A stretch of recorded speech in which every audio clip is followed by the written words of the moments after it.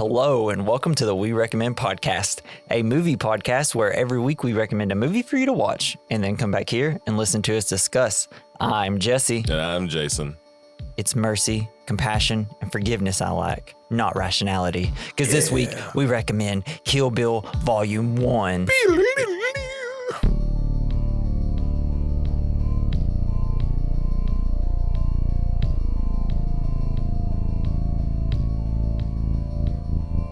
This movie's fucking awesome. I can't do it either. I have no sense of music in my bones. So this is one you've been wanting to do, right? You mentioned it a couple times. So what is it about Kill Bill Vol.1 that you love? The kung fu aspect, like the old stuff. Because I used to own all of the Bruce Lee movies, and I just love watching old kung fu movies. Yeah. So whenever I saw this, just like touched me in all the right places. Yeah. Yeah, I used to watch a lot of, I guess, martial arts movies. They weren't specifically kung fu movies. I don't think I've seen that many. It's mainly Jackie Chan and movies and stuff like that I watch. Like, what is it, Legend of the Drunken Master? That movie's so funny. Police Story, so funny. So I think that's why I like Jackie Chan as a kid, just because they're also funny.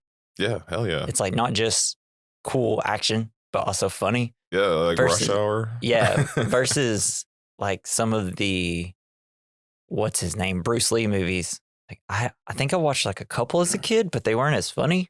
So I think I'd always drifted more towards Jackie Chan. Not a lot of comedy in those. Yeah. And now, like, usually when you watch a kung fu movie, it's like the most outrageous stuff ever. Yes. Or That's it's what's just, great about it. it's just, I dropped my ring because I'm fidgeting. But where now it's the kung fu is actually just gun fu, because it's John Wick just shooting people point blank, and then they're wearing vests that you can't penetrate, so they're just being punched by bullets, essentially. It's kind of the most ridiculous thing ever. But they're not bullets, they're just little fists. Yeah. So in terms of Quentin Tarantino movies, where does this rank for you? Do I need to re-say all of his movies? No. I think these are definitely my favorite to watch, just because I can watch these over and over. Yeah. And I've seen the other ones, and they're like, well, most of them, and they're pretty good. Like, I love watching them. Yeah. But it's nothing like this movie or the second volume that I just really get into it. I would say this would probably be my, so out of all his movies, I like them all. Don't get me wrong. So whenever I say this is lower on my list, it is not a negative. It is, the guy has nothing but good movies. But I'd say this is probably my third or fourth least favorite of his. That's like, in cool. terms of what. But I mean, I don't know. Like, I still love it. I can't say anything negative. It's not like I'm saying anything bad. It's just, I don't know. Out of all his movies, it's maybe not my favorite. Sure. Out of it. But it still rules. It's funny. I love the sound effects. Yeah. Like with the knives, or it's just like, and I'm like, you're not cutting anything. I love the music that they pick for the music. films. The CGI is so good. Yeah. No, I don't. The planes. Oh yeah, those are models. Those aren't even CGI. Oh really? Yeah, I love when she's going to Tokyo, and then it's like all the fake buildings and the airplane. It looks so good. I'm like, hell yeah, because everything's just like vintage, like 70s and 60s and 80s type of, inspired by those type of kung fu movies. So that's why anything that looks goofy, it's there on purpose for a reason. But what about the fact that in Japan, people bleed different? Oh, it just spews out of their bodies. Mountains. When she cuts that guy's head off. So crazy. And then like cuts Sophia, right? Like her arm, and it's just like, yeah. And then she's still alive. I'm like, I'm sorry, I don't think you have blood anymore. It's all gone now. I love it so much. Yeah. It's so over the top. I don't know. It just belongs there. Yeah. So what would you consider your favorite Quentin Tarantino movie? Like number one with a bullet. Number one with a bullet. Got Pulp, Reservoir Dogs, Once Upon a Time in Hollywood, Hateful Eight, Django, Inglourious Basterds, Death Proof. Goddamn. Both Kill Bills, Jackie Brown. And I think that's it. Good too. Fuck. Yeah, Jackie Brown's kind of like a silent assassin. Just because once you watch it, you're like, oh man, he hasn't really made something like that. I don't know. It might be the Kill Bills. Yeah. I think mine's probably it's Inglourious Basterds for me. Watch them all over again. Oh, yeah, that one's so good. That one's the best. It's so fun. Like I like Pulp Fiction, and it's probably in my top 3. But I don't know. There's something special about Inglourious Basterds. All the actors, I love every single one. Killing them damn Nazis. All doing something special, and it has the best opening of any of his movies. And it's got like the best villain. Yeah, he's so good. Well, I mean, you got Hitler, who's like top villain. But yeah, he's number 1 villain with a bullet. Yeah, Christoph Waltz. Yeah, it's special. Yeah. It's the first movie I saw. Well, no, that actually might not be true, but it's the first movie that he's incredible. Like this is like wow. Yeah, this and like Django is probably like it might be my favorite, but I don't know, that and Kill Bill are very close. Yeah, Django's very special. And they're like on IMDb rated very similar. What about Once Upon a Time in Hollywood? Have you seen that? I don't know. I don't think I've seen it. You haven't? I'll let you borrow it. It might be on something, but that one's hilarious. It's probably my favorite Leonardo movie because he's so good in it. Leonardo DiCaprio? Yeah. It's like actually probably the movie he should have won the Oscar for instead of that one movie he did, which I cannot remember. The bear movie? Yeah, the bear movie where he got raped by a bear. He had a romantic evening with a bear. A bear claws. So tickle. So we'll hop into a few little facts here. So according to Quentin Tarantino and Uma Thurman in the DVD commentary, the idea for doing Kill Bill began during the filming of Pulp Fiction, which was nearly 10 years before this movie happened. Dang. The two began talking about the kinds of movies that they would like to do, and Quentin said he would like to do a 70s style kung fu flick. Uma came up with the film's opening shot of her beaten up and wearing a wedding gown. Yes. So that's why at the end it says Q and U. Yes. Quentin Tarantino and Uma Thurman. Yeah. Oh, so I was trying to find that. I thought maybe it was like a production company and like they had like a manga of The Bride. Yeah. I was like, I really want to look this like and read it, but yeah. What do you think about them bleeping out her name like at the very beginning? I thought it was cool. It's like what? Like, what's the point? Because you see it in the movie. Because they're doing their story kind of in reverse, right? Yeah. Well, actually, yeah. I don't know. It's kind of it's. I can't understand. I don't understand what I'm trying to say, but I liked it because you really don't know shit about this character, and like I kind of like the fact that they bleeped out the name. Yeah, just because it's a little bit. Apparently, mysterious. Even though, like, I'm pretty sure I remember the name. I think it's like Beatrix or something. Beatrice, something like that, right? You can see it on the passports. Oh, like whenever she gets her tickets. Apparently, that's what I read in the notes. I was like, oh, I didn't know that. Yeah. I should have went back and re-looked at it, but I didn't have time. What would you consider like your favorite part of the movie? Probably the whole crazy 88. The crazy 8. Well, after right when she fights Oren Ishii, because just like the beautiful like snow. Like the outside area, the fountain, there. Like constantly filling. So it's like so peaceful. It's just like the perfect place for the final showdown. Yeah, it's awesome. Well, it's great because it reminds me of Seven Samurai, which is an old Akira Kurosawa movie. It kind of inspired everything. Magnificent Seven, Star Wars, all of it. Hell yeah. And it has a similar thing where it's very silent after like battles, and there's just this one fountain that just keeps making noise. And I love it. And I could go to sleep. I know. It's just like it's I don't know. It's perfect. This movie is a video game. Yes. That's all it is. It's a video game for a movie. Why hasn't there It's like been we one? have to go to boss to boss to boss. And as you see her, she's constantly going through different levels. It's like, we're in Tokyo. It's not snowing. We go into an epic battle. We fight off all these little henchmen. Yeah. And now we got to do the boss fight. Well, we got to change the scenery. Now we're in this weird snowy back of this lot back of this restaurant. And it's like, why is it snowing now? Oh, because it looks epic and don't question anything. And Quentin Tarantino kind of gets away with that. He's always been able to just put random shit that doesn't make any sense in his movies. And we're all just like, cool, visually great. But if you had like a new director that just had all these things out of nowhere and it like aesthetically does not mesh well, would be like, I liked it, but it just didn't make any sense. But Quentin Tarantino always gets that pass. Yeah, well, I think because he created that type of filmmaking. I feel like. Yeah, and he really understands like using that stuff in context, in the right context, can really improve like the movie, I think, or the story at least. Even if it's weird as fuck, it's still like makes sense. And I mean, I guess if you make what people would consider, because people love Reservoir Dogs, they think it's a masterpiece. Pulp Fiction, people think it's a masterpiece. Jackie Brown, his kind of one of his more forgotten movies. People that love it say it's his best movie usually. I really like it. And so technically that's 3 masterpieces in a row. And then you kind of get to do whatever you want at that point. And when you're known for loving all movies and knowing everything about all 70s, 60s, 50s movies, kind of just like, oh, you got to do that because it's a montage or it's a homage to something. And it's like, wow, can we give that to like all directors? Just let them do whatever they want, even if it doesn't like mentally make any sense in your brain. I think it does make sense to people who get it. Yeah. I don't know. Yeah. I mean, yeah, that's true.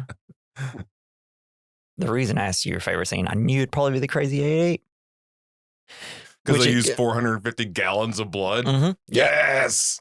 And, oh man, my favorite part of the whole movie is when you got Oren and her like posse behind her, and it's just got that one song that's playing, and they're just walking down the hallway in slow motion. I'm like, every movie should have a group of fucking people walking slow motion with a cool song. That's all it should be. That's all. Every movie should have it. That's why James Gunn's such a good filmmaker for me, because he has that in every movie, slow motion walking in a line, and it's like, let's fucking go. Yeah, like the Entourage. Yeah, it's like kind of thing. His Suicide Squad movie, Guardians. They do it like 4 times in the latest Guardians movie, and I'm like, works every time. Yes. Keep doing it. It's like just an adrenaline rush. Yeah, it's fucking great. But speaking of the Crazy 88 fight scene, the black and white photography in the Crazy 88 fight scene is known as an homage to 70s and 80s U.S. television airings of Kung Fu movies. Yeah. Black and white, as well as black and red, was used to conceal the shedding of blood from television censors. Originally, no black and white photographic effects were going to be used, and in the Japanese version, none are, but the MPAA demanded measures be taken to tone the scene down. Tarantino used the old trick for its intended purpose as well as an homage. Yeah, I thought it was cool as fuck. I love it when directors do this type of thing. Here's the thing with me. The blood is paint. It just looks like bright red paint. I'm like, just show it. I don't care. But I do, but I also like the idea of when she kind of switches into like kill mode. Yeah. It just the movie completely changes a little, like with the black and white. And yeah, as soon as it pops that eye out, it's like too graphic. Yeah, time to stop. Yeah, because it was right when that's interesting. She goes for the eye, and as soon as she pulls it back, it goes black and white. That's fucking cool. Yeah, because it's like that's when it's like there will be blood now. Yes. There will be a lot of it. Yeah, which is great. And then it cuts back to just regular vision color or whatever, and there's this blood. Blood everywhere. It's all bright red, so it doesn't even look real, but it's great, and it's stylistically is amazing. Everyone on the ground is just like, oh yeah. I just want to say a big shout out to my boy Charlie Brown. Yeah, Charlie Brown John. He got out of there. He got out of there. So Thank God. And then like after it goes back and she's done fighting, like the female manager of the place, I guess, like the one, she's like, ah. Yeah, she's I'm crying. like, why were you even still there, lady? Just run away. Just wait till the fight's over at least, and then come back in. Great. Yeah, it's like her livelihood, Yeah. And that's the way it is in like all those old like kung fu stories. You just like the manager comes in, it's like, what the fuck? Why? Why? Love it. So much fun. So RZA was originally brought in by Quentin Tarantino to help him find sound effects and music from Kung Fu movie films to use in his film because Tarantino felt RZA's knowledge of the genre matched his own. RZA has a large library of sound effects and music from Kung Fu films, which he utilizes when producing the Wu-Tang Clan, which he used to help Tarantino find the right sounds. Hell yeah. The collaboration was eventually evolved into RZA creating some original music for the film. You think your Wu-Tang style can defeat me? Yeah. Yeah, it's like very special. Like the sound, I feel like it's the best of all of them. Have you ever watched the Man with the Iron Fist? I believe he produced it or directed it. Oh, really? Yeah.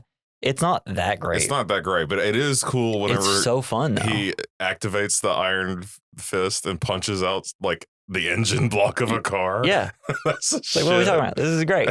I remember I went to see it and I wanted to see it, and it was my buddy Richard and our other friend Ben that we lived with at the time. They wanted to see Wreck-It Ralph, but I was like, fuck cartoons, let's go watch some Kung Fu. And it turns out Wreck-It Ralph was amazing, and my movie was considered mediocre, but I still enjoyed it. That's all that matters. Sometimes I just want to watch a great action film, Sometimes you just gotta wreck it. But then it was 3, 4, 5 years ago, I watched Wreck-It Ralph for the first time, and I was like, oh my God, this movie's beautiful, and I love it, and I cried at the end. Kind of makes you cry. Because when he's like jumping up to see her video game, and she's doing good, and it's just like, as soon as that happened, like, tears just streaming down my face. I'm like, no, I'm hurting and loving inside. All right, so I love when he went to the villain like therapy session. Yeah, yeah. Oh, it's so good. The zombie got Bowser and all them. Satin or Satine. They got to have a third one of those. I hope so. So now that we've somehow got to Wreck-It Ralph through Kill Bill.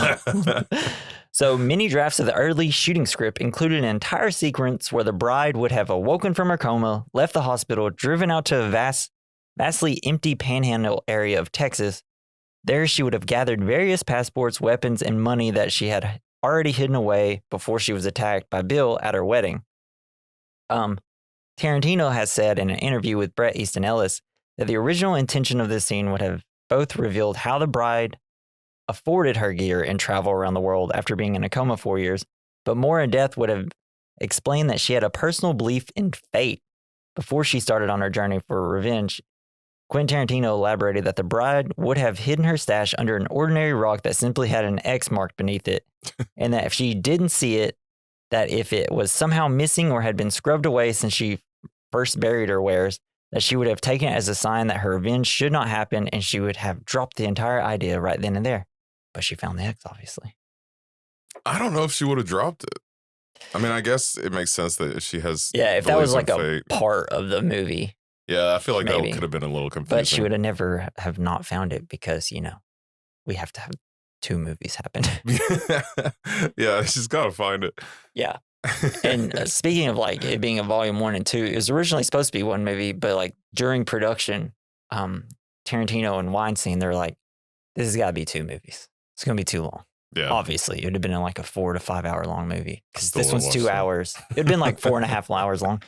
Yeah, I mean, that's what every movie is now. So, yeah. I mean, just. Well, I like the idea. You know, you breaking up instead of having, because she's got like a list of 5 people that she's got to kill. Yeah. Or there's 4 and then there's Bill. Yeah. I think.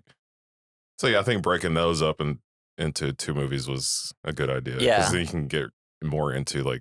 But also, why she wants you to kind of have to watch Kill Bill Volume 2 soon after, I feel like, because if I have any issue with it, I feel like this movie feels disjointed. I don't know. It's just not, it's not the full story. Yeah. And it's just like, I don't know anything, really. I don't know anything about our villain. Our hero, we just know she's determined, and she's mad. So do you think that is, you know, in the part where it's talking about Oren's story, origin story, in the animation. The anime, yeah. The guy that is, the guy that kills her dad. Yeah, the crazy guy. Is that Bill? Yeah, that's Bill. That's supposed to be Bill. Because he got the ring on his finger? Yeah. Yeah, that's supposed to be Bill. That was a terrifying version of Bill. It's great. I want to see that story, like Bill's carnage. Because it's all talk, and, you know, you have the samurai sword creator. Hattori Hanzo. Yeah. I needed to rehear it before I say it. Hattori Hanzo. You know, like you have this whole dramatic thing where it's like, yes, I have to build the sword now because I created Bill. And it's like, what the fuck has Bill done? He's done a lot of bad shit, apparently. Is he that bad? It seems like there's a lot of really bad people in the world. He doesn't seem extraordinarily more bad. It just seems like he just beat up a pregnant woman at her wedding, which is bad. And then shot her in the face. That's true. Just not very well, apparently. No, they must have missed the major brain parts. They missed all the brain parts. Yeah. What was I talking about? I don't remember. Oh yeah, it's just he's just like I can't wait to see more. Do you prefer 1 or 2? Probably 1, just because I haven't seen 2 that many times. It seems like that's kind of how people, when they talk about the movies, they're like, "Oh yeah, love 1." It's like, what about 2? I've only really seen it like once or twice. That's kind of how I didn't think it was as good. I think there was too much. People don't like the ending. Yeah, the ending was a little lame. I love it. I thought it was cool as hell. I love that part. I don't know. I feel like if this is going to be the final showdown. Yeah. I was expecting Crazy 88s. I think when you think of Kill Bill, you always think of Pussy Wagon, that part. And then you think of the Crazy 88s and then the fight at the very beginning with Vivica A. Fox. Yeah. Which is great. It's all fun. But then, like, when I was watching Kill Bill 1, I was like, oh, yeah, I can't wait to see Bud. And then you got the eye thing with Ellie Driver. Yeah. And then you just have, like, the hour-long conversation with Bill at the end that I love with the daughter. Yeah. So and I kind of think I like. And then you have the 5-finger, in the coffin. Yes. I think I might like Volume 2 better, actually, now that I'm thinking about it. It's so cool. And I loved like the training montage with her and that one dude. Yeah, the Kung Fu master. With the giant with his beard. Yeah. He's constantly touching Such a good character. Yeah. And it's very reminiscent of all those 70s Kung Fu movies. I know. That's what I fucking love about it. Yeah. Man. Yeah, just the whole, because it, like, the film grain, like, ups and it starts looking more like a 70s Kung Fu movie, which I wonder if he had that in mind before finishing the whole movie, or if whenever he started doing the black and white for Kill Bill Volume 1, if he was like, well, since I'm already kind of doing like a different look, maybe I can just do whatever I want in Volume 2. I'd love to know. I think he did have that in mind. And he probably had a lot more in mind, because he just starts the movie right off with that whole like 70s like title screen. Yeah. It's just fucking great. With all the big bubble letters and the colors. Yeah. He does that in like all his movies now. So good. Yeah, he's definitely. As soon as that popped up, turning out, he's like, oh yeah, we get it, Quentin. You like old movies. You haven't. I like pieces of old movies, and I think he takes the pieces that are more enjoyable and adds them. And I think that's ultimately why everybody loves Quentin Tarantino, because he makes movies that are reminiscent of old movies that no one talks about. Yeah, it makes you feel like a kid. Movies that we watched, we don't remember the names of. They're just kind of random movies that were on TV or we rented, and it's I have no idea what the name of some of these movies I used to watch back in the day that are just like mediocre, but also kind of great in their own way. Fuck yeah. Just lost movies that he knows that he has an entire encyclopedia in his head. So right before we get into the whole movie, I want to ask you something. Do you want his last movie? Because apparently his next movie is supposed to be his last one. What? Yeah, he only wants to do 10 movies because he's scared of making a bad one after Death Proof. He doesn't want to have a bad mark on it. I never saw Death Proof. It's fun. I've seen pieces of it. Like most people consider it his worst, but I still think it's fun. It's got Kurt Russell, Zoe Bell, Uma Thurman's. Chick has a gun for a leg. Oh, that's Kill Proof, right? No, that's Death. That's Planet Terror. Planet Terror. But weren't they in the same kind of movie? They were a double feature in Grindhouse. Okay. That was Rodriguez. I'm completely blanking on his name, but whatever. Do you want his last movie to be Kill Bill Volume 3? Well, there's no more story to Kill Bill. Well, the idea that everybody wants is the girl at the very beginning. The daughter of Viv. I don't want it. No, I don't think that'll be a good story, because then by the time that little girl grows up, Uma Thurman's going to be like sundowning. Right? It's not going to be like an awesome fight. Yeah. Unless they join forces. Well, I guess she could be in her 40s, Uma Thurman, and then the little girl would be in her 20s. They could do it like that. I don't want that. No, I don't feel like that's going to be a strong story. The story's story. over. I don't want to have to, unless he makes a Volume 1 and 2 of that one. And then maybe that might be interesting. I don't know. Kill Bride. I'd be interested to see where it will go. Like, I would watch it probably. Yeah, we all would, and we'd probably all love it. But I don't know. I guess I want something original or him to do a Star Trek thing. Yeah. Because he wants to do an R-rated Star Trek. What? Yeah, he loves Star Trek. There's That'd so be much. badass. I mean, the beginning of this movie starts with a Klingon quote. What? Really? Isn't it like the peace thing? Revenge is a dish best cold. Best served cold. And it says like old Klingon proverb or something. I didn't see that part. I mean, I saw the quote, but I've heard that quote for so long. And then they make a reference to another Star Trek thing in the movie at one point. He loves Star Trek. That's cool. I would love to see that shit. Yeah, and he wanted to do it because he loves Chris Pine and he's Star Trek. He kicked ass in Star Trek. So, and I don't know, just fucking do it. Make 11 movies. Yeah, make all the movies. Dude, who cares? Just make it till you die. Can we like lock him up in a cell and force him? Well, he wants to write more books and do plays and stuff. And it's like, go fuck yourself. Yeah. Just do movies. I'm not going to be able to see the play. So why would I? Don't do plays. Why are you trying to be all highbrow? Yeah. It's like, if you're not having fun making movies, then I'd understand that. But like, you seem to still really love doing movies and you love going on podcasts and talking a lot about movies. He does? Maybe we should get him on here.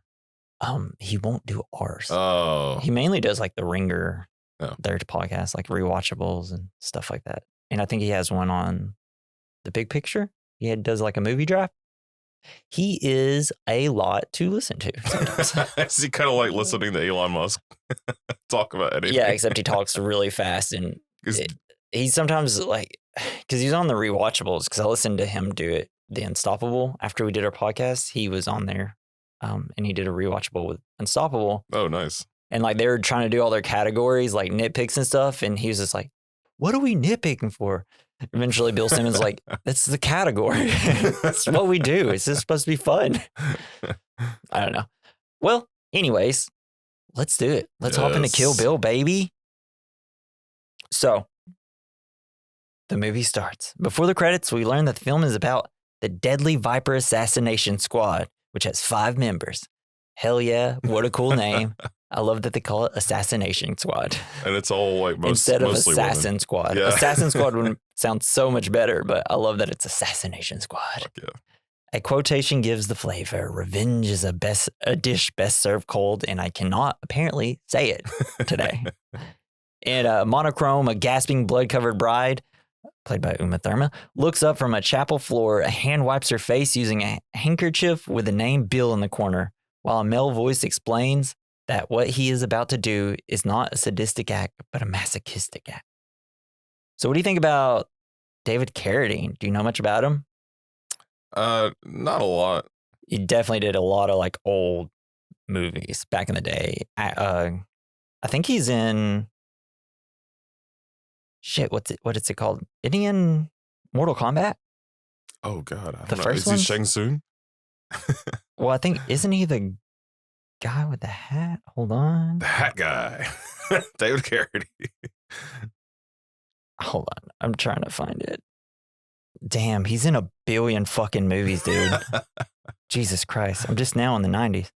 Okay, never mind. Well, he's in a bunch of action movies, kung fu movies, and I've seen so many of them. And I'm looking at all the names of it. I'm just like, I don't remember any of these, but why do I know him so well? But I think his voice is Holy cool. shit. Yeah, he's got such a dope voice. And maybe it's just I just mainly remember him from this. I don't know. He kind of makes a really great villain. Yeah. That kind of has like a sense of honor in a little bit in some way. Yeah. I don't know. I just thought it was a very interesting It's like he seems like a psychopath, but other than just we see him shooting, a woman on her wedding day with a baby. A pregnant woman. Otherwise, he doesn't seem like too bad of a guy so far, other than that one instance. But he's always so far, it's always been, we don't see him kill Sophie at the end. We see him not saying like, we're not going to kill her while she's sleeping. She's going to have a fighting chance at least. Yeah. So it's like, I don't know. He's kind of terrifying in the way that he's convinced these women that he loves them. Kind of like a cult leader almost. Yeah, and that's obviously why Ellie Driver hates Uma Thurman's character. Yeah. Because she loves him, and obviously Uma Thurman is the one that was closer with him, yeah. Because he was banging all of them. Yeah. Probably. And maybe even Bill. Even Bud. Or Bud. So, just before he shoots her in the head, the bride tells Bill that the baby she carries is his. A gunshot is heard and the open credits begin, backed by the song Bang Bang. Yeah. Man, the music. Shot me down, bang, bang. Music. I can't wait to do my Instagram story on this. I'm going to make like 7 different stories because there's so many fucking good songs in this. And then we go to chapter 1, number 2. Love it. Hilarious. I like when people do things that make you confused when you read them. We're in Pasadena.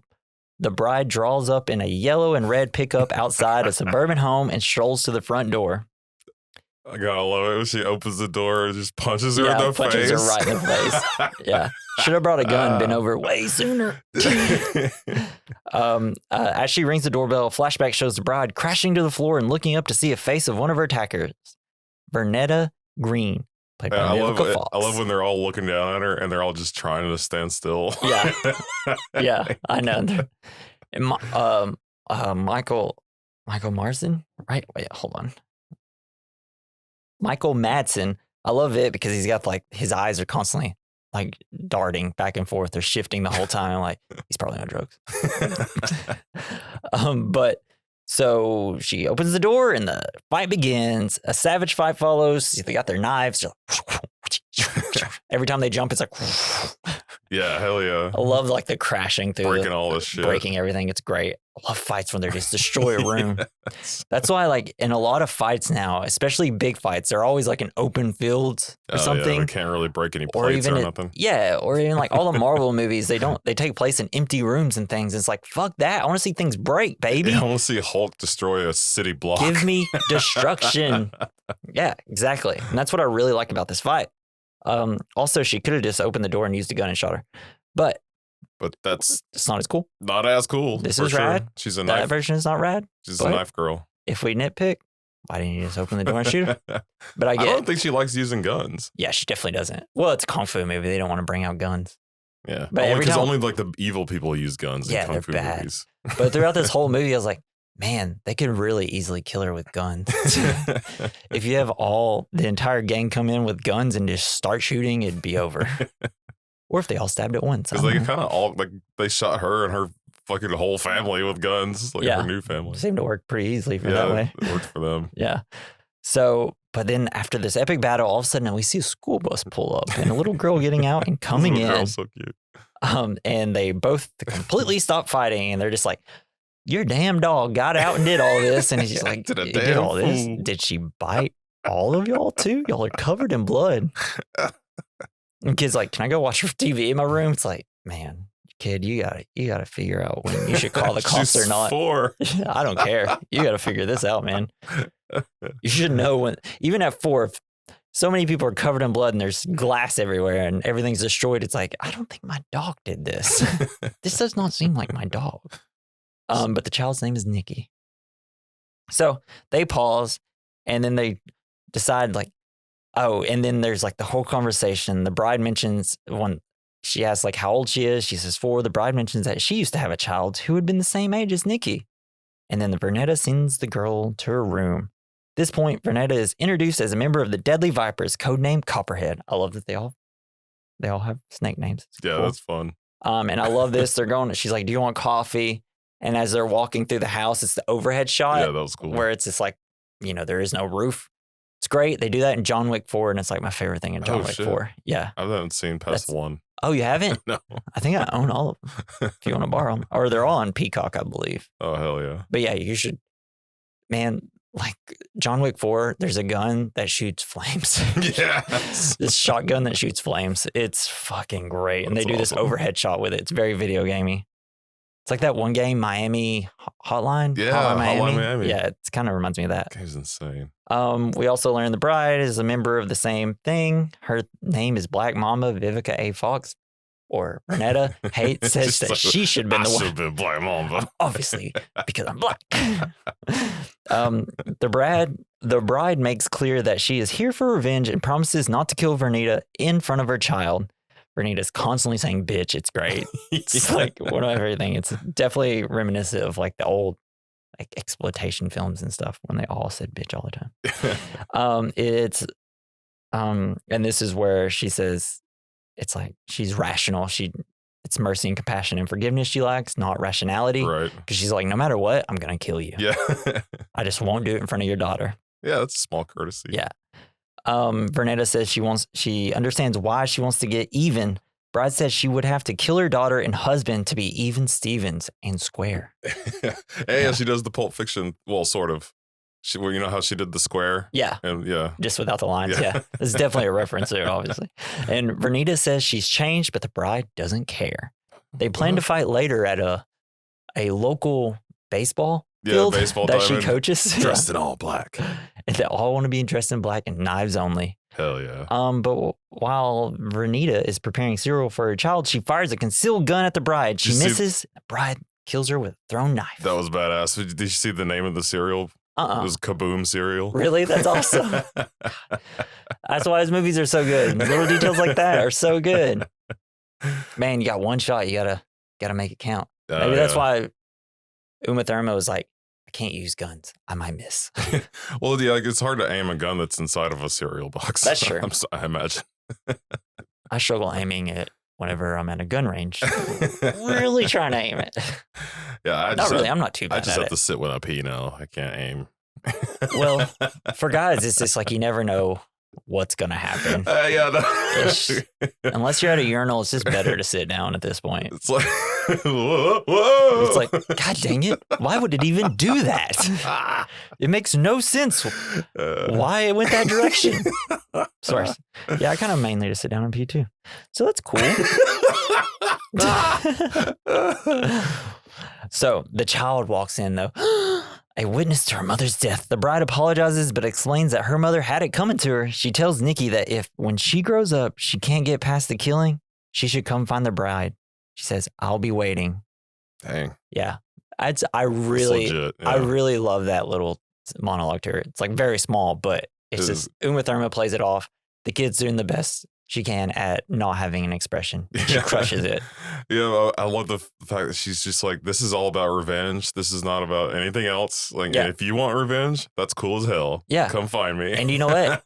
I'm sorry, little girl. Totally warranted. I mean, damn, I think I would probably just be like, all right, I'm going to try to find these people, kill them all. They killed like my wife and her unborn son and then like everybody else around. I'd be like, man, you know what? I ain't got a life now. Let's go do revenge. Man. And I mean, obviously not because I don't have these abilities, but and I couldn't ever do something like that. I would cry. All you need is a montage. Yeah. So she returns to the pickup, which has the words "pussy wagon" on the back. She crosses Vernita's name. The worst fucking truck. I know. Apparently, so to promote Vol.2, Quentin Tarantino just drove it around. He owns the truck. What? Yeah, he just drove it around to promote it. And he also let Missy Elliott use it in one of her videos, and Lady Gaga uses it in one of her music videos. Oh, that's awesome. Yeah. So she crosses Vernita's name from a list headed Death List 5. Terrible name. I know. She's just constantly making new lists of the same names over and over. Well, yeah, because crazy. It gets so confusing. Well, because, Quentin Tarantino's got to do is like flashbacks, flash forwards of all this. And so I feel like we're constantly seeing the list and it's like completely different every time. And it's like, where are we at? But it's like the all work and no play make Jack a dull boy. But the list also like helps you keep the timeline, like where you're at in the timeline, because you see her creating it, you see her marking off number 2, and then later you see her marking off 1. So it kind of helps you keep place in the timeline, I feel like. Yeah, that's interesting. And then we cut to chapter 2, The Blood Spattered Bride. 4 years earlier in El Paso wedding chapel, police are investigating a mass murderer. The sheriff, Michael Parks, great. Badass shot of him with the aviators on his dash. Yeah. Pulling up. Yeah. And he's just got such a good voice. It's like, damn, that boy smoked. Hello, son number 1. Yeah, that's so great. Oh, it's so good. So he drives up and is told that there have been an execution-style massacre leaving 9 bodies, including the bride, the groom, the preacher, and his wife, the guest, and even the piano player. It's like the colored guy that plays the organ. Yeah. They're like, damn, how can they do that? It's Texas. Yeah. No, wait, is it? Yeah, it is. Yeah, It's El Paso. Texas. Yeah. So the sheriff strolls around commenting on the massacre, stops near the bride, and remarks on how good looking she was. Yeah, it was such a, I love that she just spits on it. Yeah, it's like an involuntary thing. I know, but it's like involuntary because this creep is standing over my body. Yeah, exactly. So he immediately recognizes the name she was using, Arlene Machiavelli, as an alias. As she kneels to look more closely at her, she suddenly spits in his face, unintentionally, I'm assuming. We see her rush to a hospital where she lies in a deep coma, and then we get the a smartly dressed blonde woman walks through the hospital whistling the tune. It's apparently a theme song from a 1968 British thriller called Twisted Nerve. Oh shit! But I love the song because just out in the world, you'll randomly hear people whistling it. Yeah. And it's funny because none of them probably ever saw Twisted Nerve. They just know it from Kill Bill. That's all I've ever known it from. Yeah, but I mean, it even happens to me. Sometimes I'll just be at work and I'll start whistling it. And I'm like, man, I should watch Kill Bill. I love how completely inconspicuous she is. Yeah. It's just one of those hospitals where there's never anybody around. Yeah, you don't think anyone would notice this like person they've never seen before with an eye patch with a really weird uniform on. Yeah, it's completely different. Especially when she turns into the nurse gown. It's like, what? She got a red cross for an eye patch. That's pretty cool. It's badass. So we see her. So yeah, we see the woman. She finds a changing room and emerges dressed as a nurse with a red cross patch over one eye and carrying a tray with a syringe. A title identifies her as Ellie Driver, played by Daryl Hannah. California Mountain Snake. Of the Deadly Vipers, codename California Mountain Snake. She stands over do you think they're ranked but snake names based on lethality? I don't know. Because I feel like Black Mamba is probably the most. I was kind of hoping I'd find something that just explains why they named them all this, but I didn't see any it doesn't research make a lot of sense. Yeah. I don't know. I think they're just like, just fun. What's some cool names? Cool, fun snake names. What's your favorite name for them? So far we got. I guess, Black Mama is just like kind of the most badass to me. Yeah, I do kind of like California Mountain Snake. Yeah, it is cool. I just don't know anything about them. Is it a rattlesnake? I don't know. I'm sure it's poisonous in somehow. Right? Yeah. It has to That's be. what makes me think it's a rattlesnake. Yeah. But I don't know. So Ellie Driver stands over the comatose bride and says that her gift is to allow her to die in her sleep. She says she despised her but respects her. And I'm assuming she's jealous of the relationship she had with Bill. Do you think that within the infrastructure of the Deadly Viper assassination squad, because they probably need administrative people in there, right? Do you think they have names like Garden Snake or like? Yeah, like the secretary is just, just like Garden Snake. I can't think of any other. There's like a snake. There's like a really body. Well, if Bill had like a really big bodyguard, they'd be calling Boa. They're just like Corn Snake. Corn Snake, yeah. What's the green snake's called? I can't remember. I don't know. Yeah, I don't know. Who cares? Okay. I don't know. Who cares about snakes? Yeah, who cares about them? When you see a snake, it's immediately like, damn it, I got to deal with this in my yard. You got to pull out your list of dangerous snakes and look at it. Yeah. I'm always like, make a call. The couple times we've seen snakes in our yard here, I'm always like, please just go away and I don't have to deal with it because I don't know how to deal with snakes. Was that red to yellow or red to black? Yeah, it's like, usually they just move so fast. I'm like, well, I don't know. There's leaves everywhere. I can't see.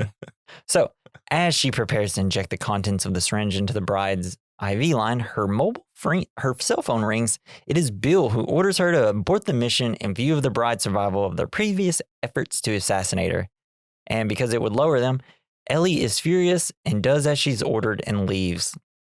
I love when she's done with because she's like, I love you after she ends the conversation with Bill, and she turns to the bride. Thought that was pretty fucking funny, didn't you? But I love the shot of him fiddling with his sword, and then you see the ring. Yeah, and it's just like, I can't wait to see him use it. Yeah, it made me think of all the villains from like old cartoons where they would never show their face. Like in Inspector Gadget, you had like the guy with the cat. Yeah, and then G.I. Joe's, you always had like the guy that you never saw his face. Yeah. I don't know. It's like, if you think about, let's just put it for like modern movies, like the Marvel films, they built up Thanos it's like, oh, can't wait till we get Thanos. And then we had like 20 movies in between that. And then it's like you finally get to him and it's like you see him do all his damage and it's cool and stuff. But it's like with almost just 2 scenes of not even seeing Bill, it's like, holy shit, what is he going to do? Yeah. And then I think part of the disappointment with Volume 2 is it's like, oh, he's just like a guy that just is going to fight with a sword. And it's just going to be in a room. I love that. But yeah, I do. I like that. Also don't need giant explosions all the time. No. So I like small fights too. So we're back. We're doing 4 years later again, and the bride is still lying in a coma. And then we see a mosquito bites her. I love the sound it makes, like a straw, like. And then it goes to like the super close up, like on her hand, and is like the skin looks all gross because it's so like a micro like lens where like really zoomed in on the mosquito, and I'm like, ew, the skin looks gross. It was icky. Yeah, and I hate mosquitoes. I'd understand. I'd wake up from a coma from that too. And she sits up with a shriek. In a flashback, she sees a gun pointing at her and a bullet approaching in slow motion. Love that scene. Yeah. Just like seeing the bullet go into the her brain barrel and stuff. Oh yeah. And then shooting out. So cool. It was cool, but like I really thought Uma Thurman did good in this painful realization of losing her child. And everything. Yeah, that was a cool scene. Yeah, it turns out Uma Thurman, a really good actress. Who knew? Oh, I don't know. Everybody. I feel like she should have been in more stuff. I feel like after Kill Bill, she did like a few like bad movies, and then just kind of only would pop up in Quentin Tarantino movies, and not really. So is this her last one? I don't remember any of the other ones. Zoe Bell took all her stuff. Remember that episode of Family Guy where Peter said he used to be Uma Thurman's eye wrangler? Yes. Having to push it over? Yes. I never noticed it though. I've never noticed her eye. I don't know. It was just funny because their eyes are a little wide apart. Yeah. I don't know. Yeah. It was funny. Second episode where we talk about Family Guy. Hell yeah. Let's keep that going, baby. So she begins to feel her body, first noticing the metallic sound of her skull when she knocks on it. It's great. And then feeling the absence of her baby in her womb. She shrieks again and sobs pitifully. When she hears approaching footsteps, she lies back and pretends to still be in a coma. Something I love is that like the whole time her heart, like the monitor of her, like the heartbeat monitor or whatever, it's like going really fast whenever she notices the people. And then as soon as she lays down, it like slows down immediately. And she has complete control over her body. Like, fuck. Yeah, that's rad. She's a fucking warrior. Yeah. So an orderly, played by Michael Bowen, enters accompanied by a large truck driver, Jonathan Logren. I don't know. It's the guy he's in a lot of Adam Sandler movies before this. Oh shit! I didn't notice him. He's in Tommy Boy, or not Tommy Boy. Fuck me. Water Boy. Oh, okay. He's like, who's he in that? He's like, I reckon, that type of guy. Okay. You don't remember him? I don't remember. You'd have to rewatch it. You'd see him then. Okay. And he's in a lot of Tarantino movies. So the orderly explains that for $75, this attractive woman is available for whatever the trucker wants. Oh, that sucks. The man pays up and is told that he can do anything as long as he doesn't leave any marks. The orderly leaves and the man climbs on top of the bride. He also says, like, watch out, she involuntarily spits. So don't punch her. Yeah. It's so gross. It's so gross to wake up and then it sucks to realize you just lost your baby, and then it sucks a whole lot to find out you've just been getting raped for 4 years. Like, fuck, God dude. Damn. Terrible. I can't wait for these people to die. I know.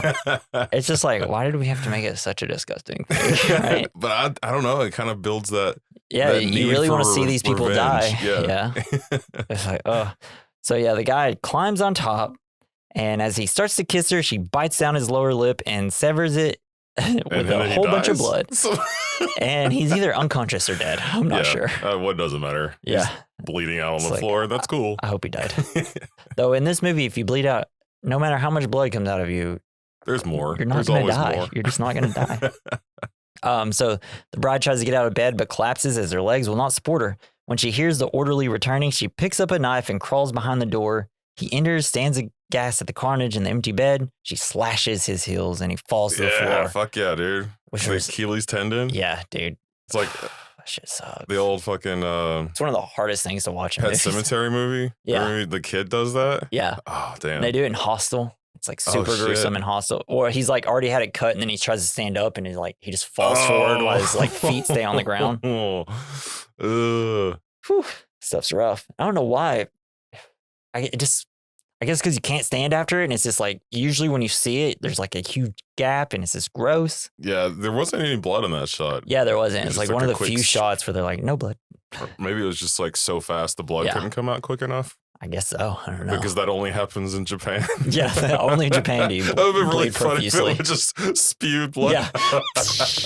That'd be great. Then somehow the woman that just came out of a coma for 4 years somehow drags him to the door while crawling on the ground. Hell yeah, man. Slamming the door into his head. Hell yeah. And she's like, where's Bill? I don't know. He's like, could you please stop doing that? She demands to know where Bill is. She reads the name Buck on the orderly's name tag and then sees fuck on his knuckles.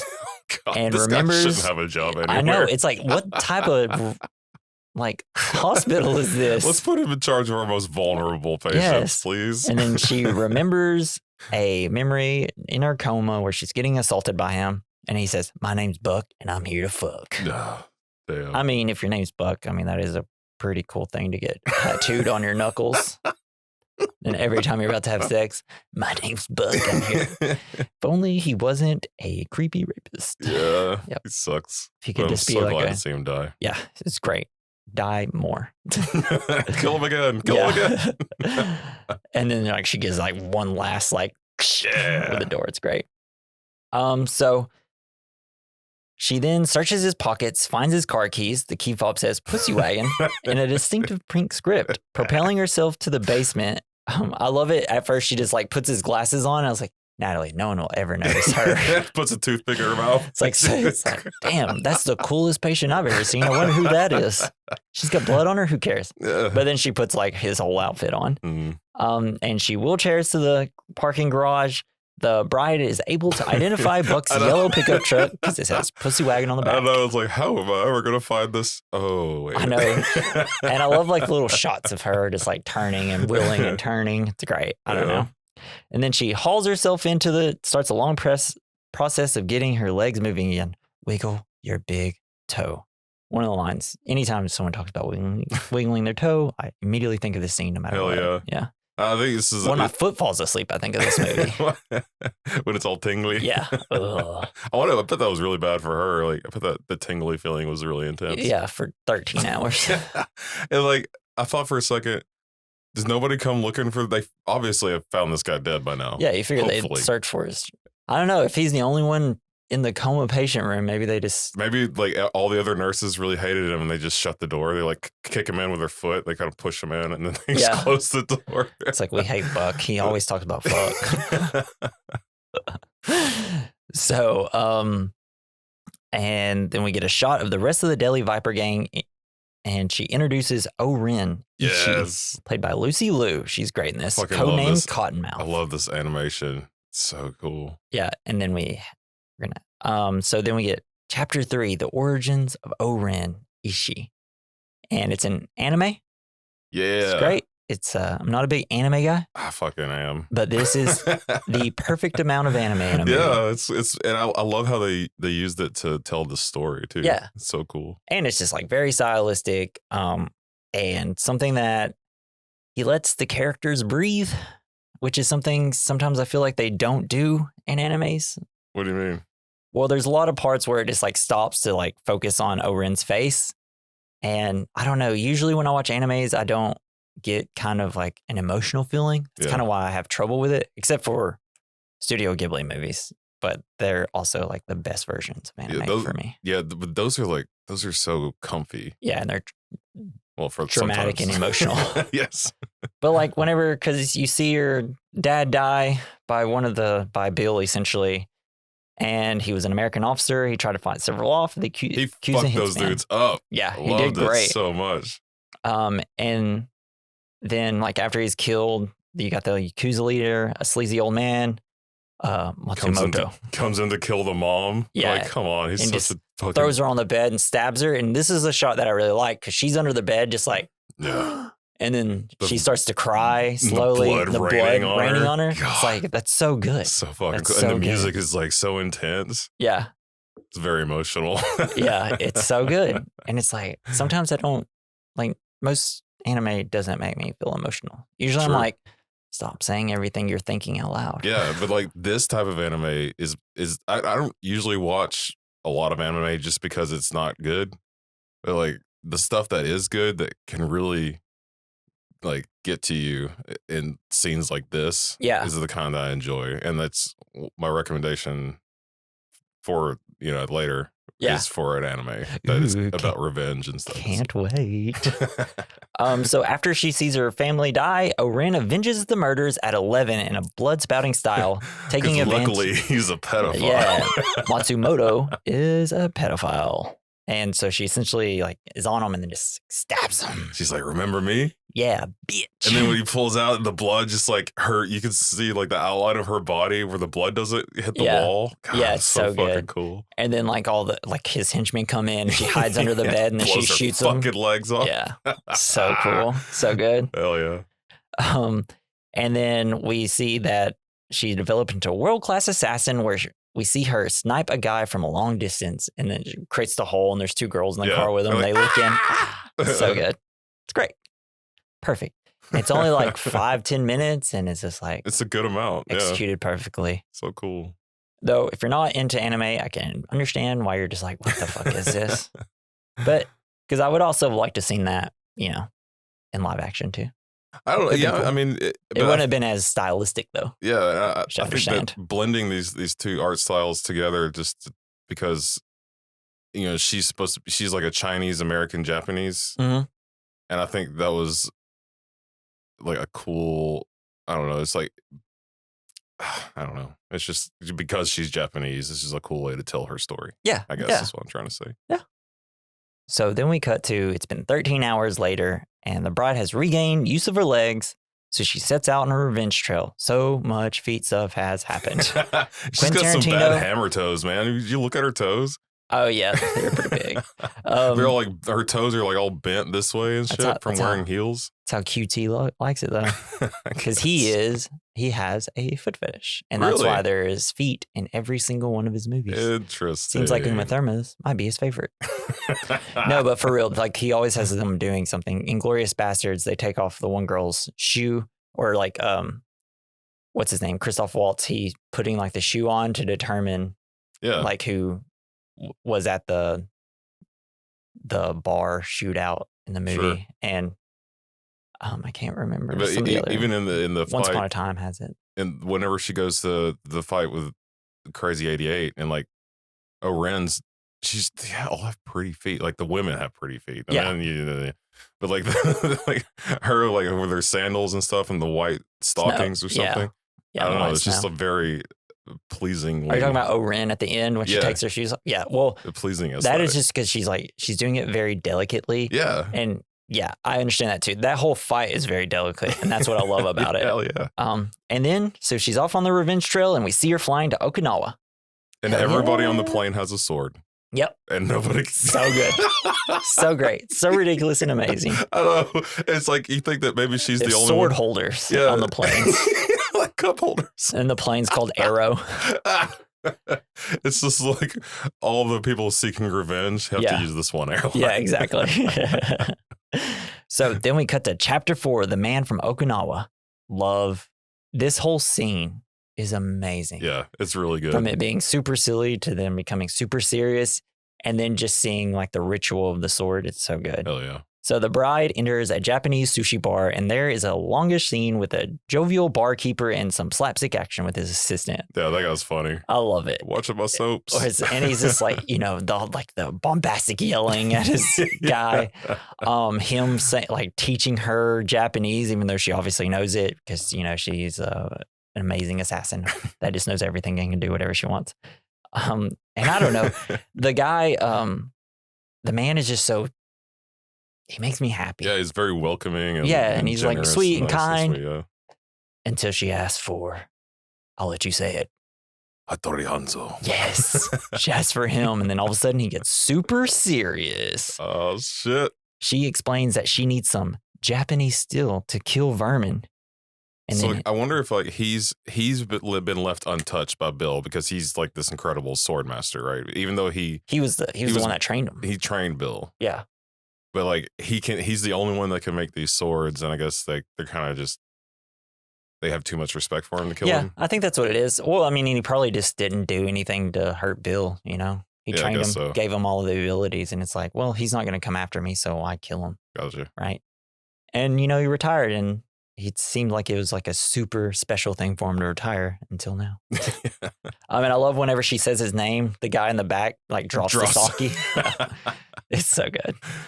And then we also, you know, we'll learn that he's like the assistant to making the swords and stuff, which is, you know, I don't know. It's all cool. Yeah. It's fucking badass. It's like you learn so much in one scene. Yeah. You know? So he shows her to the attic where he keeps an array of katanas he has made. When she tries one out, many. I love it though. They all look so good. And she goes to pick one. And he's like, no. The one above it. She pulls it and it's like so delicate. And the way she like unsheaths it, it's like very smooth. Then he throws a baseball at her and does it. And apparently Zoe Bell is Uma Thurman's like stunt double. And, you know, she becomes like a character in a lot of his movies. Even Death Proof, she's like in the second half the whole time. Okay. And she's in Lost as a voice. But like she was the one that cut the baseball, and that was apparently nice. So real. That was a real thing. Mm-hmm. That was a real sword and everything. They didn't just like get 2 empty halves of baseball and throw them on the ground. No, I'm sure that's what they did for that one shot, but apparently she actually was able to do it. That's just what I read in the trivia. That would have been such a scary scene to try to make. He's like, okay, we're going to try to do this in one. So we don't have to pellet you with baseball. It didn't say how many times it took her to do it, but I'm pretty sure it's got to be at least in the 20s. When she tries one out, he says that they are not for sale and he has sworn not to make any more instruments of death. It's like he's tired. But now he's going to make the best one. Yeah. And she explains that her vermin is a formal pupil of his and and he's like, so I think you're pretty obligated to do it. And I'm like, why? Yeah, because he unleashed this evil upon the world. It's like, has he not trained any? Or maybe like the people he trained like before, they weren't like. Yeah, like the guy he's got now. I mean, even though he's his apprentice,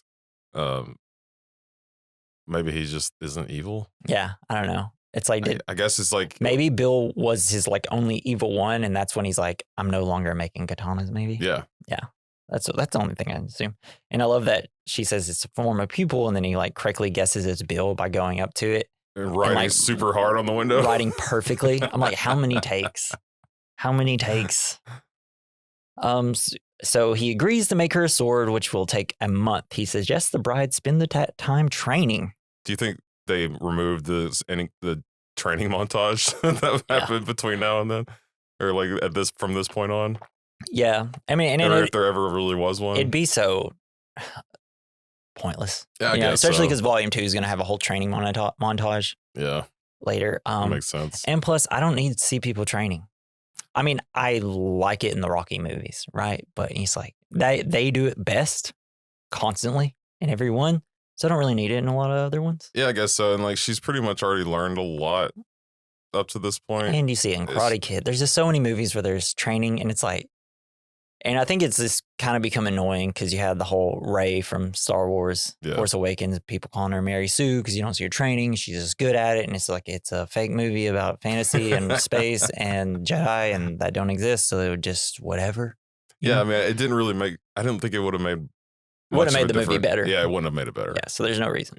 Yeah. But we saw Luke on a ship and there was a robot shooting at him and he didn't. So like he trained. It's like, I don't care. I don't care.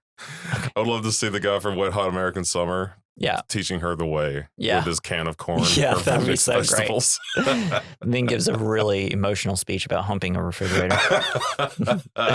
So we cut to a month later and we see Hattori, right?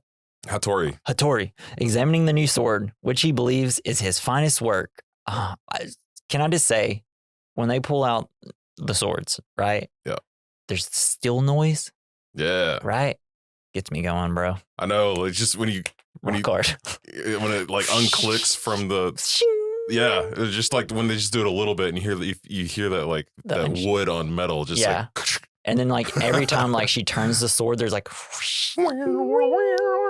it's so good, and I don't know what like barbaric like feeling it gives me, but it's just like I need to use a sword. Hell yeah. It's like the sword enthusiast wet dream right here.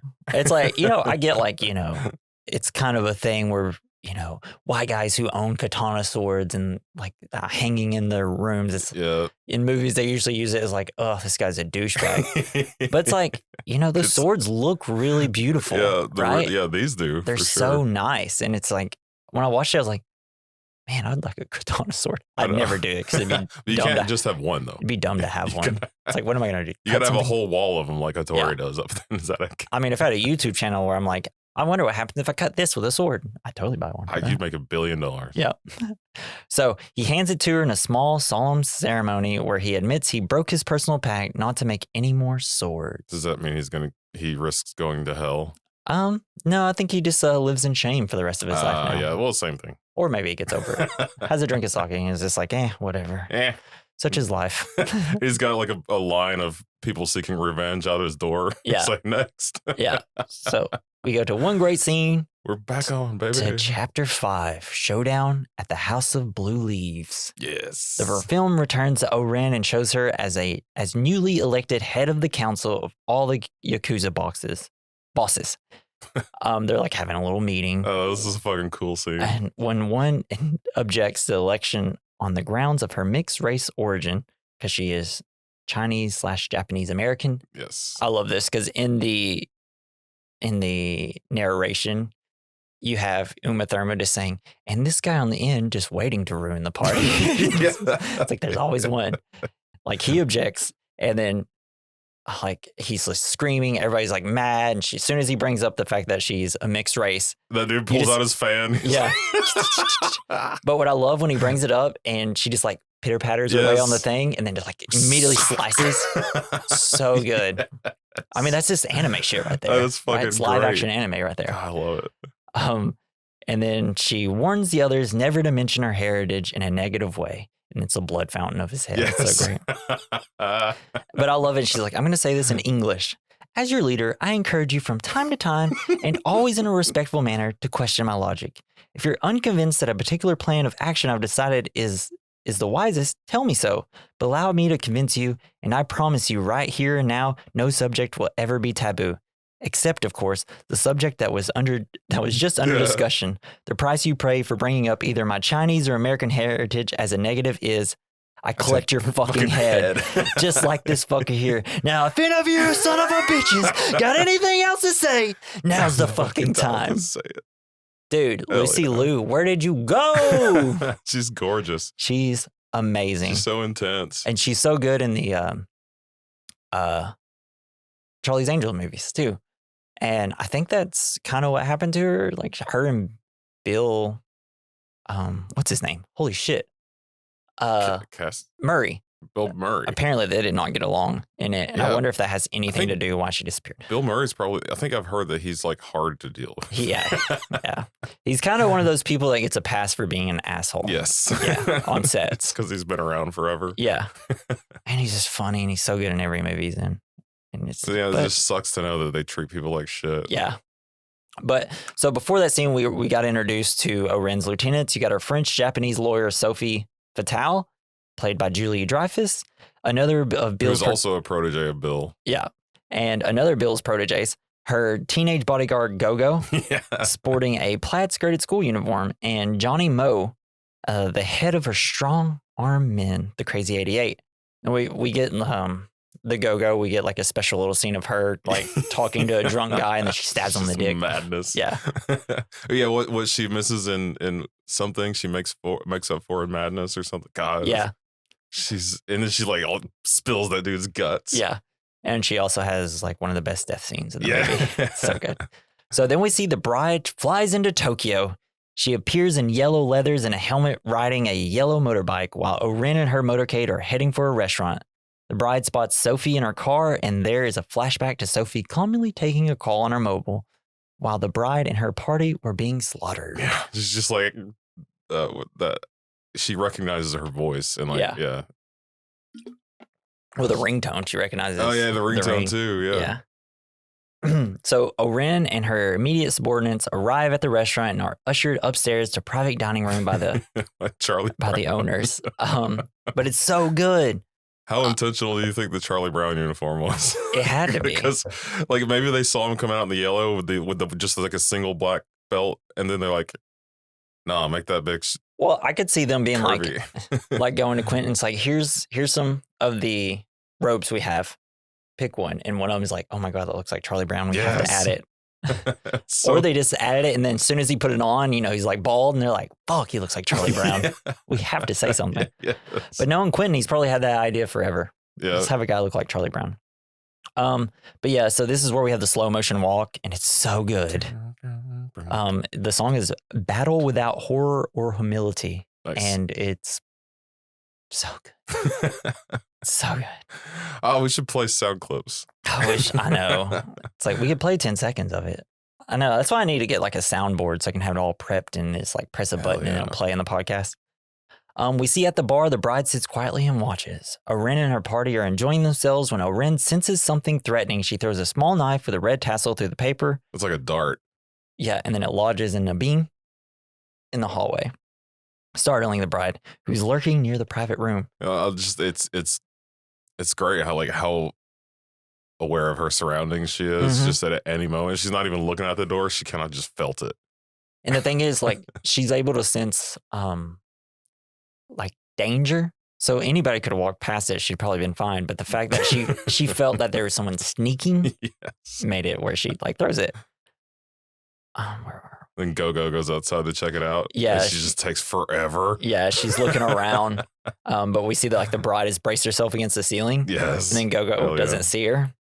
But then she doesn't see her when she drops down. When you can like there's an obvious shadow being cast on this door. I don't know. Yeah. She probably should have thrown like 6 more darts. Yeah. Just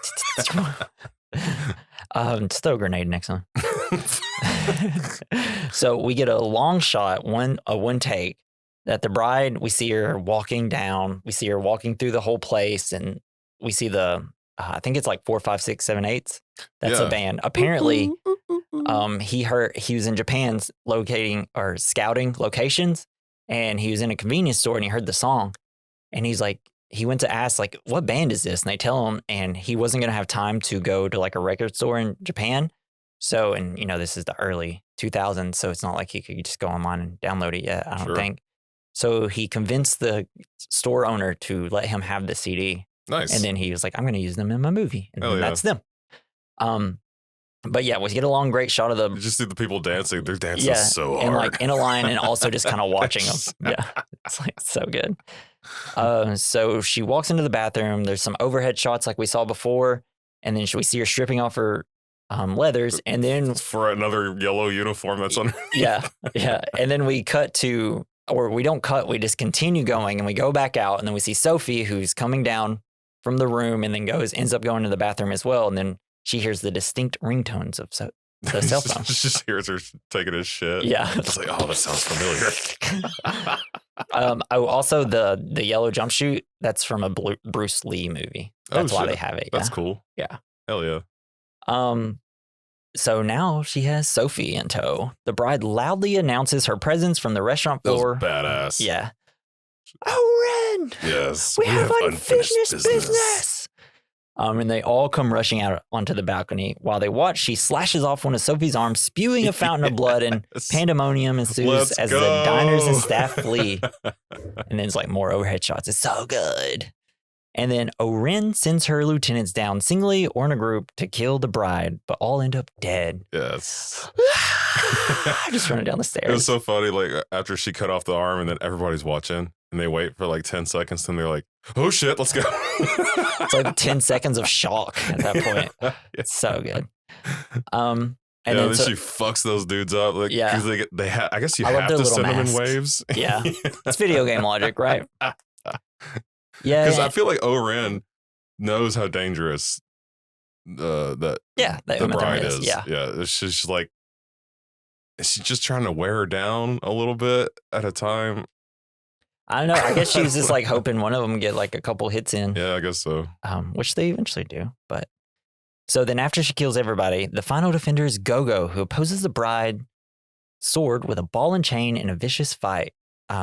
Yeah, it's just great, like almost like it's not a mace or anything, but I don't know what you. I can't kinda remember the call name it. of it. It's a ball and chain that also Yeah. has saws on it, which is cool. Yes. But I love it. It's great. It's just like different fight before we get a whole bunch of sword play. Yeah. She's got it and it's swinging and it's so cool. And like the girl's face is so calm and like calculated. She's able to get the sword away and she starts hitting her in the chest with it and like blood spewing out of her mouth. There's breaking a lot of stuff. Every time they jump, it's like a wow, wow, wow, wow, like type of thing. The sound effects are all great in it. And then she's got her like one up. She has the chain wrapped around a pole that also wrapped around her neck. And now she's choking her to death. And it looks horribly vicious. It looks painful. Her face is getting red. Her eyes look like they're about to bulge. And I'm like, did you actually get choked during this scene? It's like, I don't know if Uma Thurman can just make that face, but she crushes. She probably got choked a little bit. But as she's about to die, she sees the wooden stick with some nails on it, hits her right in her white shoes, and the blood just immediately soaks her white shoes, and then hits her right in the head with it. And then you get the great shot of Go-Go just like, and then like falling over. Essentially like bright red paint coming out of her eyes. And it's so beautifully horrible to see. It's awesome. Yeah, it's amazing. I say, did I miss anything else? No, that was pretty much it.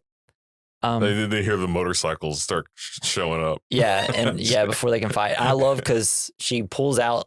She has like a small katana. I don't know what they call those. Yeah. But I love that it has like little, almost like beads, like girls would make bracelets out of. But it's also on her little small katana. I'm like, oh yeah, because she probably wishes she had a childhood. So I was kind of thinking, I was like, because a lot of her katanas and stuff, they're always and have like a childlike thing to them. Yeah. I'm like, it's that kind of actually is great depth for her character because, she's probably longing for the days where she could have a childhood and be with her family. Yeah, probably. She probably misses Which makes a lot. kind of this whole, the ending battle between Uma Thurman and Lucy Liu very kind of emotional. Yeah. Do you think that when she pulls out, because I have a feeling, I don't know much about these swords, but I have a feeling that these are more ceremonial, like the little ones. But she pulls it out and she stabs it into the banister as like duel, like a gauntlet's been thrown kind of thing. Yeah, because it happens like right as everybody's pulling up, so it's almost like now the true battle begins. I'll be waiting. Thing. Yeah, all I know from those swords is from video games, the smaller ones, and usually it's like you hold one in one hand and you got the other one in the other, and it's just I guess counterbalance weight. I don't know. It's like it's neat. Now you got to watch my left hand. I got another one. Yeah. And then as soon as she stabs it into the rail, the roar of motorbikes is heard and the crazy 88s pour in. I love how she's like, really? Yeah. It's like, you didn't think it was going to be that easy, did you? It's like, for a second there, I kind of did. Yeah. So it's one versus many in a long, beautifully gory, balletic, and bloody, but finally only one of the 88 remains. The little kid. Yeah, a little kid. But yeah, this is crazy. The whole fight, it's so good.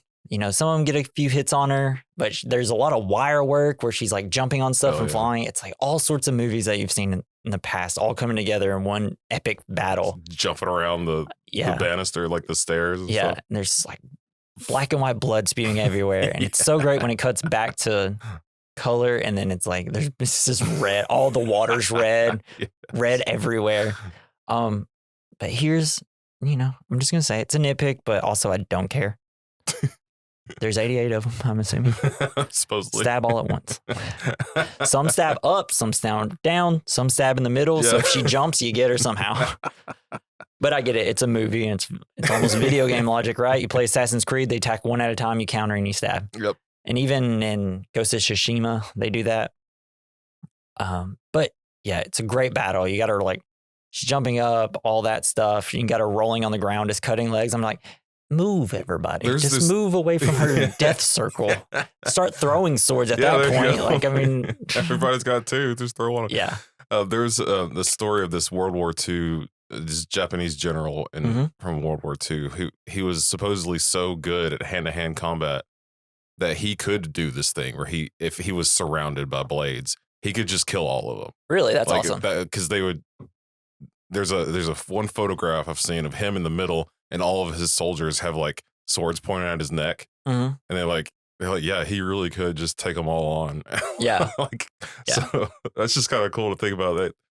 it's possible. Yeah. You're just like, how? Someone could do it. If you got the reflexes and like the strategy, I don't know. I mean, it seems, watching movies where they do sword fights and samurai fights, like usually most samurai fights last 30 seconds of that, because one slash and you're dead, essentially. Basically. Yeah, because, especially back then they didn't have medicine. You're going to get infected and probably just die at that point. Oh, yeah, you're going to die.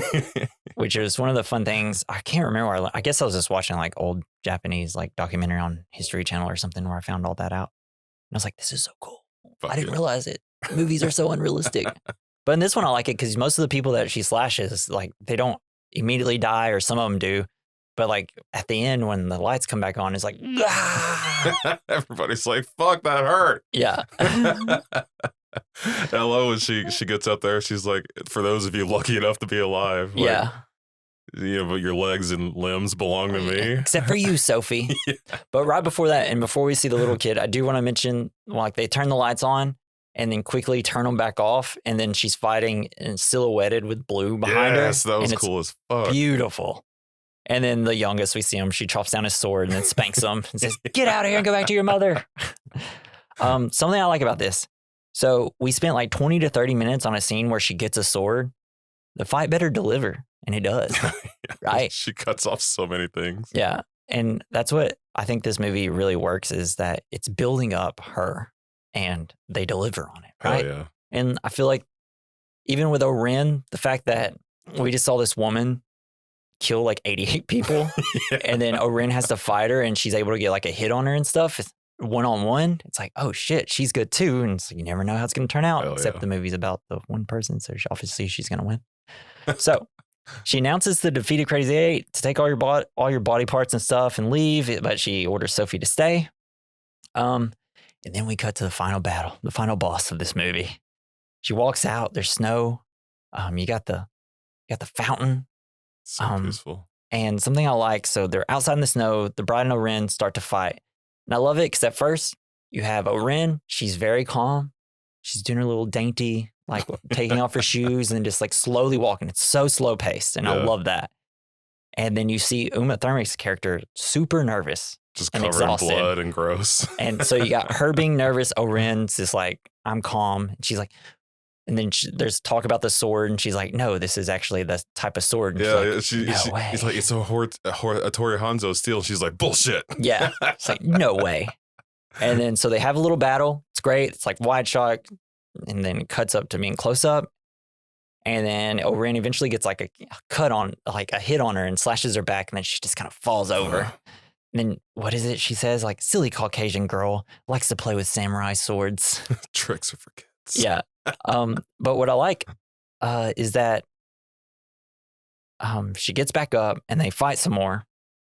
And they have this where Oren gets behind one of like the fence area or something. They kind of run together like that. Oh yeah. And they fight a little bit, and then the bride gets a hit on her, and then she starts saying like, "Oh, I'm sorry.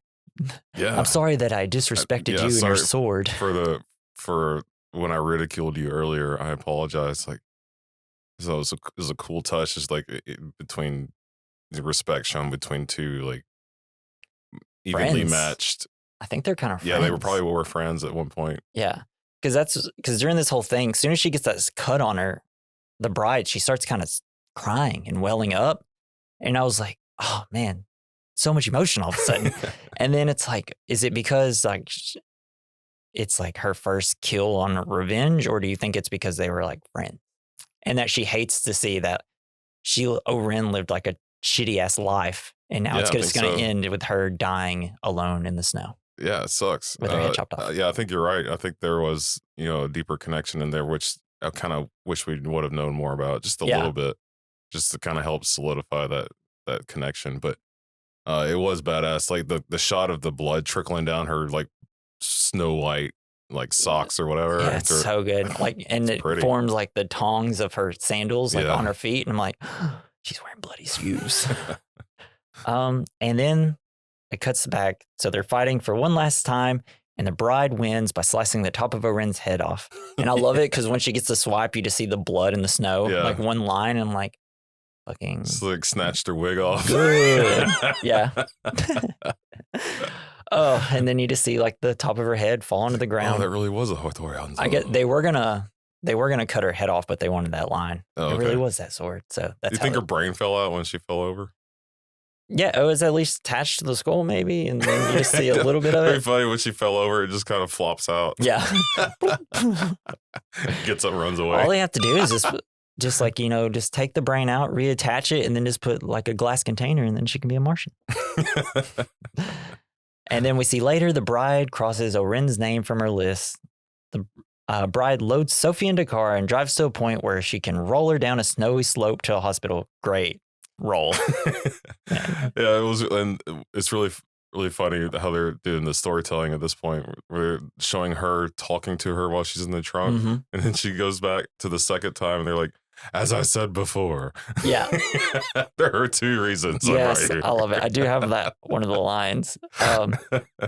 So as the bride draws up her death list 5 again, we see Sophie in monochrome talking to someone whose face is not seen, but it's clearly Bill. She tells Bill that under threat of having more limbs cut off, she has told the bride everything she knows. She explains that the bride kept her alive just so she could tell Bill in person all that happened and warn him that soon all the others of them would be dead as well. And then you have the, while she's on the plane, you have a line by the guy that made the sword. It says, "Revenge is never a straight line. It's a forest. And like a forest, it's easy to lose your way, to get lost, to forget where you came from." But yeah, and when it does cut to one of the funny lines when she's talking to Sophie is, "I want you to tell him all the information you just told me. I want him to know what I know. I want him to know I want him to know." It's so good. Yeah. And then we get to Sophie talking. She looks Bill, terrified. Yeah. Then you have Bill, who's got like his hand on her shoulder and her face is constantly touching her. And it's like, are you going to kill her or are you not going to kill her?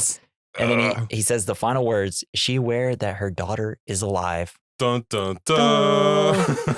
Find out next year in Kill Bill Volume 2 or next week How for many us. years was it between those 2 movies? Just one? One, yeah. Oh, wow. They filmed them back to back. Okay. Yeah. And that's Kill Bill. We're going to hop into our categories: the good, the bad, the ugly, the fine. The good is something we liked about the film. The bad, something we didn't like. The ugly is something that didn't age well. The fine is something that did age well. What do you got for the good? The good is, take a breath.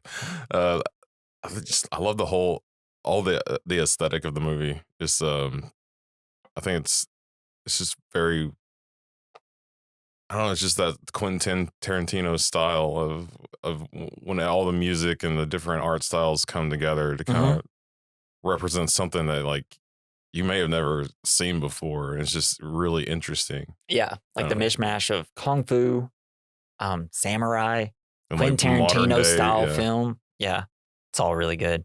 All the performances are great. We got to shout out to the music, man. Yeah. The music's Some great so picks. good in this.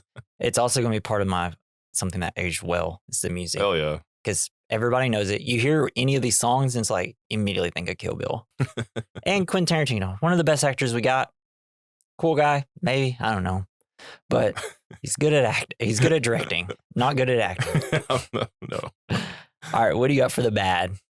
For the bad, there were some instances with Uma Thurman's story or the bride's story that I thought were a little, I don't know, because I'm like, everything's so over the top, but there were like a few lines that she had that just didn't fit for me. Yeah. I think that's the problem whenever you have a mishmash of all genres in one movie. Yeah. It kind of switches on how they're acting, like scene to scene, and it's like, what? I will say something also for the good. Her acting when she goes to the sushi bar, she's kind of a bubbly, like, oh, I'm just a tourist. She's so good in that scene. I love it. Hell yeah. Like whenever they're starting to fight, the sushi guy and his like right hand man, and they're holding each other and they like, go over and she like swipes. Yeah. Like it's so good. For me, the bad, it's also part of the ugly. Coma sex. Coma sex. That Makes me feel bad when it happens. I love the revenge she gets on him. So that makes it a little bit better. That's why I didn't really put it in the ugly. I put it in the bad. It's just like, I don't know. Do you have to sign a consent form when you go into a coma? I don't know. You're in a coma. How can you? Should she have gotten like a percentage of the it's all bad. It's like I don't know how. I don't know how any. I don't know how. You're in a coma. You can't really do anything. What do you got for the ugly? Something that didn't age well. I don't know. There's not really a whole lot. I just put it's a Weinstein production. Harvey. Yeah, he sucks. Anytime that pops up, that's going to be always ugly. It taints it a little bit. Guy's a piece of shit. Yes. Die of cancer in prison, thank God. Oh, nice. Yeah. Suck it, Harvey. But what I think, what did you think not aged well? Oh, that was the Harvey Weinstein. Oh, right. Okay, right. Yeah, you're right. But what aged well, I think, was Revenge. Yeah. Dish best served cold. Yeah, I love revenge films. They're so good. My find was Quentin Tarantino, obviously. He just constantly makes bangers. And samurai films. Hell yeah. Kung fu films. Everybody loves them. Yeah. Right? Most dudes at least do. Yeah, I think so. Like Crouching Tiger, Hidden Dragon type stuff. That movie's beautiful. It's gorgeous. And like the wire work in that. Yeah. I feel like they use quite a bit of wire work with the crazy 88 fight. Yeah, when she's jumping on the swords and stuff. Yeah. So that's that category. Now we are going to cut to double feature, a movie that goes well with this one that you'd want someone to watch right after. Not a movie, but a series. This is an anime series called Blue-Eyed Samurai. Oh, really? And it's very similar to this. Well, in that it is a girl seeking revenge. Yeah. And it's so fucking cool. Yeah. It's like the action scenes in it are just amazing, and it's a very touching show. It's all just all around good watch. Yeah. And there's like 8 episodes. Oh, that's it? Just 8? Oh, that's a quick watch. There's no like it doesn't like leave it open for a second season. It's just like this is one story. And we're done. And it's so fucking cool. Cool. So check that out. Mine is Old Boy. You ever heard of it? Old Boy. Huh. It's a revenge flick. Nice. After being kidnapped and imprisoned for 15 years, a man is released only to find he must track down his captor in 5 days. It's great. Hell yeah. It's amazing. That sounds cool. It's he like eats a whole octopus in it. It's crazy. There's like he eats octopus whole, or eats like piece by piece a whole octopus. I'm watching him right now. He's eating it whole. Yes. It's gross. Like head first or feet first? It was or the feet sticking out of his mouth. Yeah. Yeah. So this film is popular because, well, it's reveal at the end. Gross. But also, it's got this amazing hallway hammer fight scene. What? That sounds amazing. So Daredevil, you know how it had like a crazy fight scene throughout a hallway? Yeah. Like the series? Yeah. It's from this. Wow. That's cool. It's amazing. It's one of the best fight scenes you'll ever see. It's one shot. There's like 1 billion people he's fighting. So it's like, think of Crazy 88s, but it's in a hallway. Dang. Yeah. Close quarters. It's one guy with a hammer, and the other people have a bunch of stronger weapons. Nice. The movie's amazing. They did a remake with Spike Lee, has Josh Brolin and Scarlet Witch in it. Blank Olsen, the Scarlet Witch Olsen. Not as good. Not as good. It's fine. It's just, why'd you make you're trying to remake a masterpiece. It doesn't always work. Yeah. As we know. But yeah, check those. What's that on? Because I know Blue-Eyed Samurai is on Netflix. It's also on Netflix. Hell yeah. Yeah. So watch both of them on Netflix today or throughout the week before Kill Bill Volume 2. Give us money, Netflix. Yeah. You're welcome, Netflix. Stop raising my price at least. Yes. Damn.